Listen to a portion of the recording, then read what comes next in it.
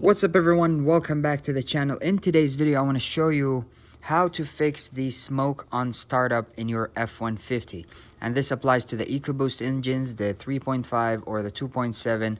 There's a technical service bulletin from Ford on how to fix this. They updated the left driver side turbo oil feed tube, and this truck will need it. It's never been done on this truck, and I get quite a bit of smoke. So check out what I get when I start up the truck cold now after it sits for about 8 hours or so.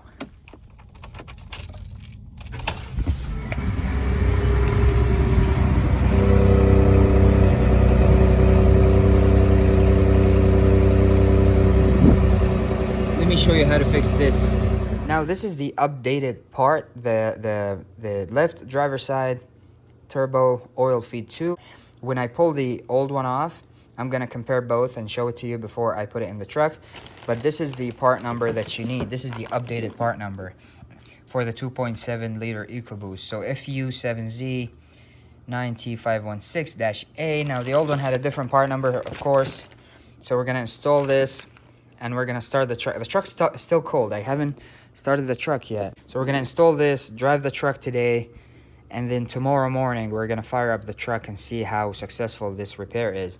But I'm pretty sure it's gonna fix it. So let's get working on the truck. Okay, so looking down at the engine, I think we're gonna need to remove this intake tube here, and then we should be able to kind of have access to that.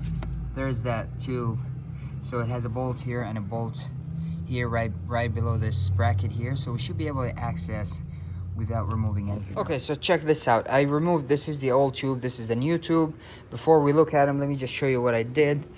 I only removed this bracket and the intake pipe. So what I did here was I went in, I removed the bracket goes here, and the tube bolts to the block, to the head right there, and then down there. Now it's held on by these two fasteners. This is T45, this is an 8mm.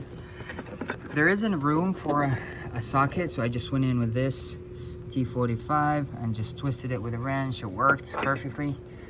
And then went in on the top with an 8mm and just was able to remove it. So I didn't have to remove anything else, and it came out. Now let's look at it.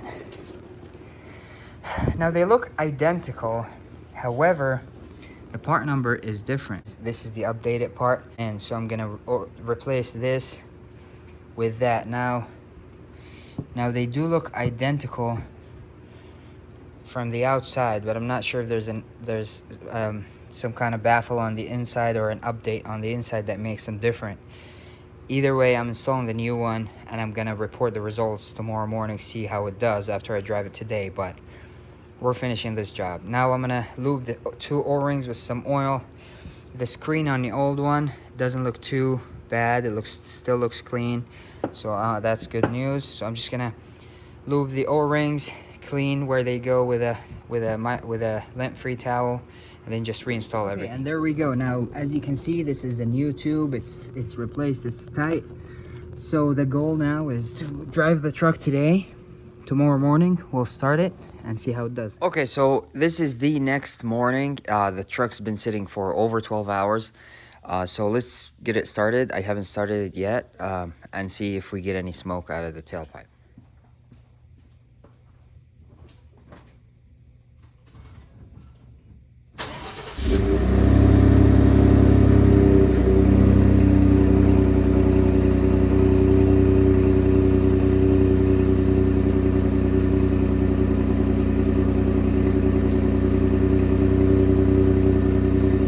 Wow, I think it's actually fixed. So this is a confirmed fix. If this video is helpful to you, please give it a big thumbs up. Please subscribe, and I'll catch you in the next one. Peace.